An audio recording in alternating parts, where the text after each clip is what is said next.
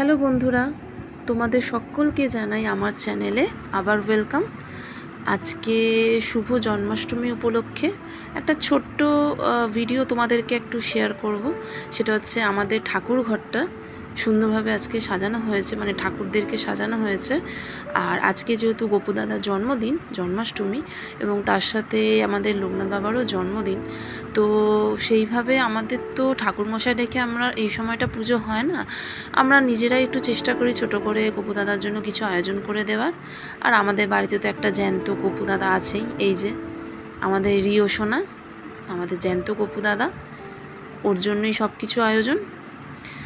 আচ্ছা, তো পুজোটা আমাদের হয়েছিল সন্ধ্যাবেলা, রিও সোনার মাই সব ব্যবস্থা করেছিল পুজোর। চলো তোমাদেরকে দেখাই। এই হচ্ছে আমাদের ছোট্ট গোপু দাদা, আমাদের ছোট্ট গোপাল, ফুল মালায় মুকুটে সুন্দরভাবে সাজিয়ে দেওয়া হয়েছে।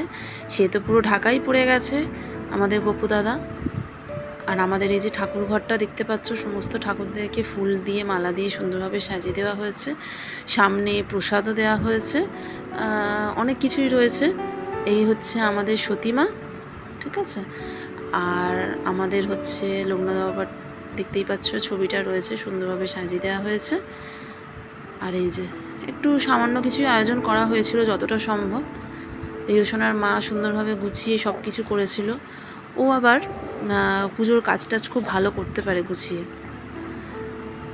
তো তোমরা কেমনভাবে জন্মাষ্টমীটা সেলিব্রেট করলে, কিভাবে কি করলে তোমরা আমাকে কমেন্ট বক্সে জানিও।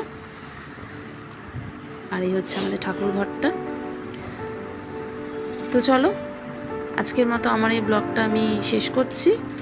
আবার কোনো একটা নতুন কিছু নিয়ে আবার তোমাদের সামনে চলে আসব, ঠিক আছে। আর আমার ঠাকুর ঘরটা কেমন লাগলো তোমাদের অবশ্যই জানিও। টাটা।